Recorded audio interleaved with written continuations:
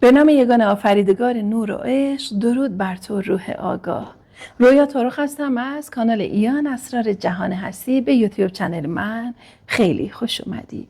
این ویدیو یک ویدیو هست که نگاه تو رو به شکلی تغییر میده که 100% میتونه تأثیر خیلی خیلی مثبتی توی روند زندگیت بذاره، برای رسیدن به خواسته هات، برای جذب خواسته هات و برای اینکه تو انسانی بشی که در مسیر نور و عشق و آگاهی قدم برداری و بتونی سرنوشت خودت رو به زیباترین شکل تغییر بدی و بازی زندگی خودت رو خودت پیش ببری. گفتم بازی. عزیز دلم، تو نقش اصلی بازی روی این کره خاکی هستی. همه ما نقش اصلی بازی روی این کره خاکی هستیم. حالا این به چه شکل میتونه برات معنا بشه؟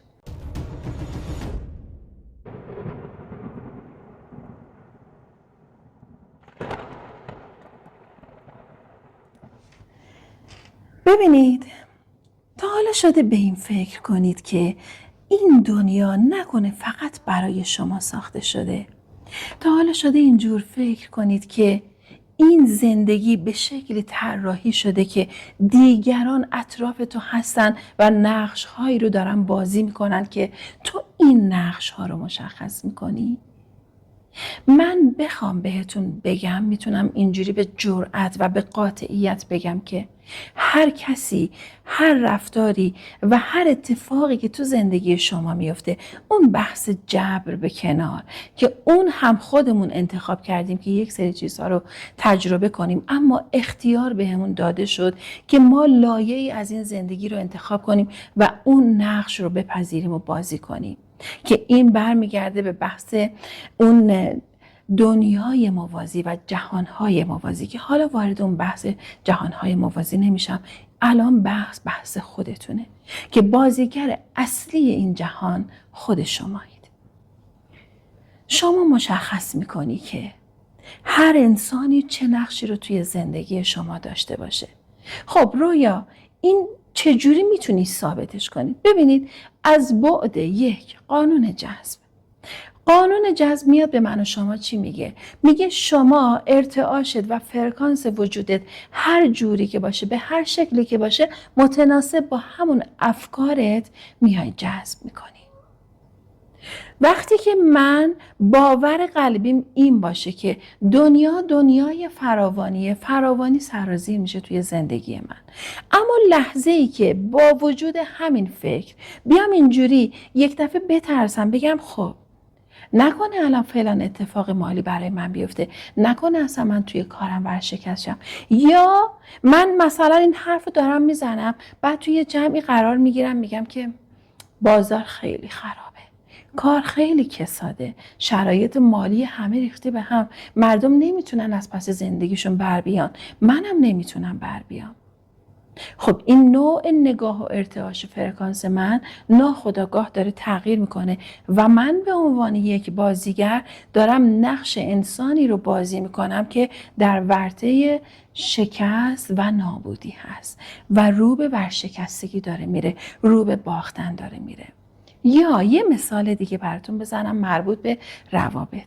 کسی که توی رابطه ای هست، زمانی که یک رابطه عالی رو داره، به خاطر اینکه طرف مقابلش رو دوست داره درگیر اون شخص میشه، حس وابستگی میاد سمتش و وقتی که احساس وابستگی داره در رابطه با همین موضوع، من یک ویدئویی آماده کردم و توی کانال رویا تارخ به اشتراک گذاشتم، بحث رها کردنه که پیشنهاد میکنم حتما ببینیدش، چون خیلی بهتون آگاهی های خاصی رو میده و نگاهتون رو خیلی تغییر میده روی مبحث رها کردن.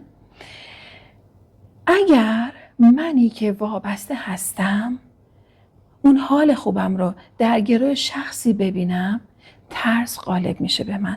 زمانی که ترس غالب میشه به من، ناخودآگاه به این فکر میکنم که طرف مقابلم رو از دست بدم و وقتی که این فکر سراغ من میاد، من جذب میکنم و اون جدایی رو تجربهش میکنم و من درگیر شرایط جدایی میشم. عزیز دلی، اگر الان تو موقعیت و شرایطیه و جدا شده از پارتنرش، از طرف مقابلش، برگرد مرور کن و ببین این جدایی رو خودت جذب کردی. حالا این از بعد قانون جذب بود که من میگم بازی رو خودم میتونم کنترل کنم. پس اینجای بازی من میام چه کار میکنم؟ بازی رو میگیرم توی دستم. سعی میکنم ارتعاش وجودم رو حفظ کنم از طریق مراقبه، مدیتیشن، در لحظه بودن، روی خودم کار کردن، اعتماد به زمانبندی الهی. این کارها رو که انجام بدم بازی رو میگیرم توی دستم. حالا بحث بازی به کنار، یه جا من اشاره کردم به اون مبحث جبر و باز هم اینجا برش میگردونم به خودت که بازیگر اصلی تویی. اینجوری فکر کن که تو آفریده شدی، انسانهای اطرافت آفریده شدن که تو نقش اصلی باشی و اونها نقشهای فرعی هن و تو قرار مسیر زندگیت رو بری جلو. اون بحث جبر، یکی میاد توی زندگی تو و در مسیر تو قرار میگیره، میاد آسیبی رو به تو میزنه و تو به خاطر عشق زیادی که به اون شخص داشتی، زمانی که اون شخص تو رو ترک میکنه چه اتفاقی برای تو میفته؟ اون میره و به تو یادآوری میشه که عشق واقعی تویی و این همون جاست که بازی در اصل دست تو بوده و این اتفاق برای تو میفته که تو برگردی به خودت، که یادت بیاد کی هستی، که یادت بیاد عشق حقیقی تو هستی. یا مثلا بحث قدرت بشه، زمانی که کسی میاد و تو رو زمین میزنه، توی موقعیت کاریت باشه، موقعیت مالی باشه یا هر چیز دیگه، زمانی که تو زمین میخوری احساس میکنی که حالا به اصطلاح آسیب دیدی، در از همون اتفاقی که برای تو افتاد میاد که به تو چی بگه؟ بگه که تو خیلی قدرتمندی. تو چه کار میکنی؟ تو از این اتفاق قدرتت رو پس میگیری. زمانی که کوبیده میشی زمین از نو خودت رو میسازی. این اون بحثیه که ما میگیم یک سری افراد میان و یک سری نقش‌هایی رو توی زندگی ما بازی میکنن، اما اون همون افرادی هستن که نقش فرعی دارن که در اصل منی که بازیگر اصلی هستم بیاد یادآوری بکنه و به هم بگه قدرت حقیقی دست توه، عشق حقیقی تو هستی، سلامتی تو از منبع هست و تو وصل شو به منبع زمانی که میخوای سلامتیت رو پس بگیری، میخوای بدنت سالم باشه. اگر مریض شدی، اگر بیمار شدی، وصل شو به منبع که از طریق همون مراقبه و مدیتیشن هایی که توی کتاب دکتر جو دیسپنزا اینو آموزش دادن گفته شد که از طریق همین مراقبه و مدیتیشن هر انسانی تونست خودش رو به سلامتی برسونه و به خیلی چیزهای دیگه. و این همون چیزی که گاهی وقتا دیدی خیلی ها شاکی میشن، نه حالا ما میگیم اختیار داریم یک سری چیزها رو خودمون میتونیم تغییر بدیم. من که انتخاب نکردم که مثلا به عنوان مثال فلان جا از فلان پدر و مادر متولد شم، که اصلا خب ما توی خیلی از ویدیوها دیگه داریم بهشون اشاره میکنیم که حتی ما انتخاب کردیم که پدر و مادرمون کی باشه. مثلا توی بحث جنگی که پیش اومد، ویدئویی که آماده شد، صحبتی که کردیم، این که اصلا متمدن ترین و قدیمی ترین کشور ایرانه و روح‌های کهن و روح‌های آگاه انتخاب کردن که توی این کشور به دنیا بیان و زمانی که خودشون رو پیدا کنن و به خودشون برگردن توی مسیر نور و آگاهی بیفتن، که میگیم استارسیت ها، سربازان نور، در موردشون صحبت شده که الان پلیدین ها و دیگر حالا اون نژاد هایی که در موردشون من ویدیو دارم به اشتراک میذارم و آگاهی هایی که دارن به ما میدن و نوری که دارن اشاره میدن و به ما دارن از طریق ارتباطاتی که دارن برقرار میکنن میگن که ما خودمون نور هستیم و الان دیگه همه چیز این دنیا بستگی داره به نور وجود ما. چرا؟ چون نورها دارن روشن میشن، انسانهای آگاه دارن قدم برمیدارن روی زمین با آگاهی و داره یادشون میاد که کی هستن. و زمانی که با این که انتخاب کردیم الان، خب من خودم شخصا خیلی خوشحالم از این که ایرانیم، خیلی خیلی خوشحالم از این که ایرانیم، حتی خیلی خوشحالم از این که شیرازیم و توی شیراز به دنیا آمدم و نمیدونم تا چه حد اطلاع دارید که اصالت آریایی خب از بحث حالا کوروش و کبیر و اینا که ما داریم میگیم از انشانه که انشان مربوط به استان فارسه که همون بیضا میشه. در وارد این مسئله وادی نمیخوام بشم، اینو گفتم که به یک جا برسونمتون و اینکه اگر بحث جبره، بیاید زاده هر جایی که هستید به همون جایی که هستی افتخار کن و فقط تمرکزت رو بذار روی این که تویی که نقش اصلی رو بازی میکنی و بازیگر اصلی هستی. تویی که اگر برات تعریف شد این جبر، این اختیاره، تویی که میای همه چیز رو تغییر میدی. یک کتاب قطور رو تصور کنید، ورقهای زیادی داره. تویی که انتخاب میکنی کدوم ورق رو بخونی، کدوم ورق از زندگی رو انتخاب کنی. خیلی مهمه ها. و هر انتخابی که داری روی سرنوشت هر انسانی تأثیر میذاره. یه مثال میخوام برات بزنم. مثلا من امروز تصمیم میگیرم که با ماشین نرم بیرون، با تاکسی مثلا برم بیرون. وقتی که زمانی که سوار تاکسی میشم، با راننده تاکسی یه دفعه شروع میکنم به صحبت کردن. راننده تاکسی با من حرف میزنه، یه سری صحبت ها من میکنم، همین صحبت من میتونه مسیر زندگی اون شخص رو تغییر بده. حالا ممکنه توی مسیر چند نفر سوار ماشین شن، اونها یه دفعه مثلا یه سری صحبت ها کنن، مسیر زندگی اونام تغییر میکنه. از طرفی من کسی هستم که سوار اون ماشین شدم، مبلغی رو دارم پرداخت میکنم. خب کسی که راننده هست داره اون خرج زندگیش رو از اون کرایه تاکسی در میاره. اینجا هم باز تاثیرگذار بودم. کلامی که دارم میگم، حرفی که دارم میزنم تأثیر داره میذاره روی اون شخص. بعد یه مثال بزنم. یه بار سوار تاکسی شدم، خب یه نفر سوار شد و زمانی که میخواست پول رو واریز کنه به حساب اون بنده خدا، هر کاری میکرد موبایل بانکش کار نمیکرد و خب من متوجه این مسئله شدم و گفتم که اون راننده خیلی ناراحت شد و خیلی کلافه بود. بعد گفتش که آقا مثلا خب زمانی که میدونی موبایلت مشکل داره، نمیدونم چرا سوار میشی، چرا اینگاه. خب به هر حال یه سری ناراحتی داشت پیش میومد. اون شخص هم یه آدم متشخص بود و بعد گفتش که من که شما یه نگاه به ظاهر من بکن، بعد مثلا این صحبت رو داشته باش. خب من سختم بود و همون لحظه خب گفتم که آقا کرایه ایشون چقدر میشه، من این کرایه رو نخوام. گفتم نه، من کرایه ایشون رو پرداخت میکنم، شما حقتو بگی، من خودم دوست دارم کرایه ایشون رو پرداخت کنم. که مثلا خب اون شخص بعد حتی گفتش که اگر اجازه بدید شما حسابتون رو بدید من واریز کنم. گفتم نه، اگر دوست داشتی یه جایی به حیوانی کمک کنید، به طبیعت کمک کنید یا هر چیز دیگه. توی همین اتفاق خیلی چیزا تغییر میکنه. تأثیر روی نگاه آدما میذاری، تأثیر روی احساس یک نفر دیگه گذاشتی، خیلی چیزا تغییر میکنه. و بعد چی میشه؟ مسیر تو حتی ممکنه طولانی تر شه. توی مسیر یه دفعه میری با یک نفر برخورد میکنی باز و یک سری مراوده های ممکنه با اون آدم پیدا کنی، یا توی مسیرت یه دفعه میری یه جایی یه مغازه خرید کنی و با اون شخص داری صحبت میکنی، اصلا ناخودآگاه اون شخص وارد مسیر زندگی تو میشه. حالا همه اینا رو گفتم، به کجا داری میرسی؟ به همونی که تو همه هستی و همه تو. اونی که همیشه میگم تو جزئی از کلی و همه ما با هم یکی هستیم. اون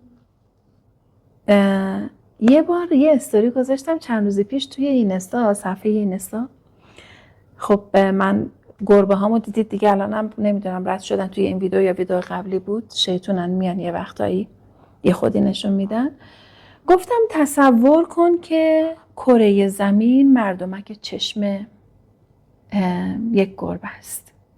حالا این مردمک چشم، این سفیدی دور چشم رو تصور کن همون آسمونه. اطرافش، آسمونی که میشه همون دوره، به قول ما حال داریم میگیم دور کره زمینه.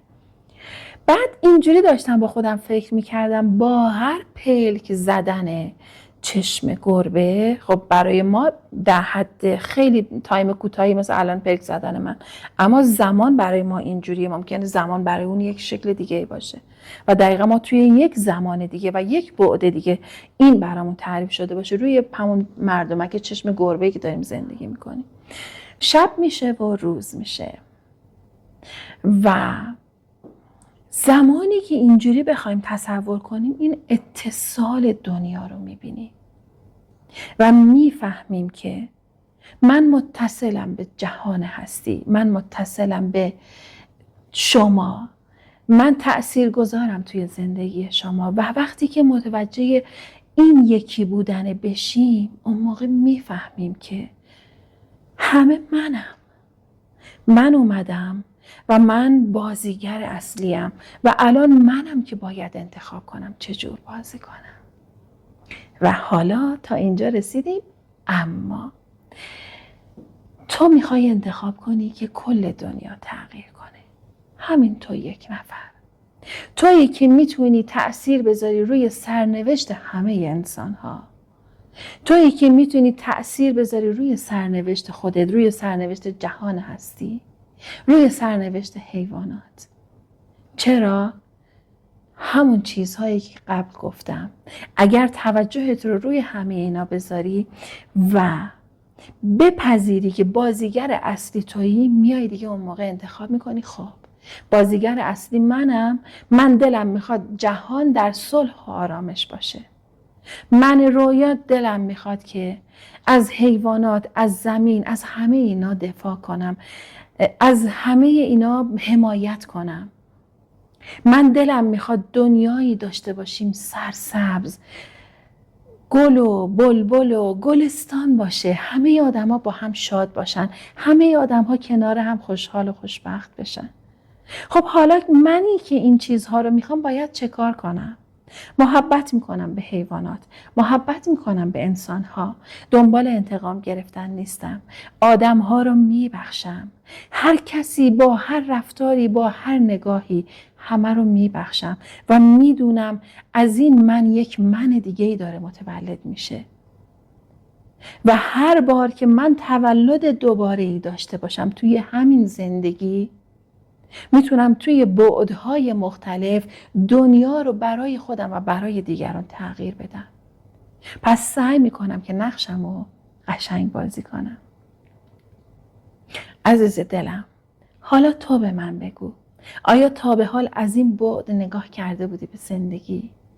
آیا قبول داری اصلا صحبتهای منو؟ یا اگر جایی میخوای چیزی رو رد کنی حتما بنویس، چون دلم میخواد در موردش اصلا بدونم و تحقیق کنم. یا اگر چیزی رو میپذیری یا اگر چیزی رو میخوای اضافه کنی حتما بنویس. و از طرفی چیزی که میخوام، واقعا دلم میخواد تک تکتون بنویسید، اینه که دلتون چه خواسته ای رو میخواد. چرا میگم بنویسید؟ چون میخوام ارتعاشش بمونه، چون هر نوشتن ما ارتعاشش توی کل دنیا میمونه و قراره که ما بهتر کنیم. واقعا قراره با اون احساس مثبتمون، اون انرژی مثبتمون، اون چیزی که داریم با عشق مینویسیم تأثیر بذاریم رو سرنوشت خودمون و دیگران. و این کارو هر کدوم از ما به عنوان یک بازیگر نقش اصلی باید انجام بدیم، چون همه ما موظفیم. وظیفه رو نسبت به دیگران ندون، نسبت به خودت بدون. تو باید یادت بیاد کی هستی، باید یادت بیاد عشق حقیقی تویی، باید یادت بیاد که قدرت حقیقی دست توه، باید یادت بیاد که همه چیز ذهن توه و تو با فکرت، با ارتعاش وجودت و با ذهنت میتونی تمام زندگی خودت رو تغییر بدی و تمام زندگی دیگران رو تغییر بدی. آدمی که یک کشور دیگه هر چقدر دور داره زندگی میکنه، افکار تو، نگاه تو، ارتعاش وجود تو روی سرنوشت و زندگیش تأثیر میذاره. اون ویدئویی که در رابطه با جنگ به اشتراک گذاشتم که جنگ رو ما میتونیم انتخاب کنیم که به پایان برسه و دیگه پیش نیاد، دقیقاً اینجا الان خیلی کدها باز بهتون داده شد و میدونید که همه چیز دست ما هست و ماییم که باید انتخاب کنیم چه اتفاقی تو زندگیمون بیفته و چه نقشی رو توی این زندگی بازی کنیم. پس بنویسید چه نقشی رو میخواید بازی کنید. چی میخواید تو زندگیتون اتفاق بیفته؟ چه اتفاقهایی افتاد که الان داری میفهمی که خودت این نقش رو انتخاب کردی؟ یا اگر همون بحث جبره، میگی که خب نه، من این اتفاق برام توی زندگیم افتاد، اما الان بنویس که اون اتفاق افتاد که قدرتمو بهم برگردونه و میخوام پسش بگیرم. اون اتفاق افتاد که من یادم بیاد عشق حقیقی خودمم و میخوام اون عشق بی قید و شرط رو به خودم بورزم. هر چی که دلت میخواد بنویس، هر چه میخواهد دلت تنگت بگو.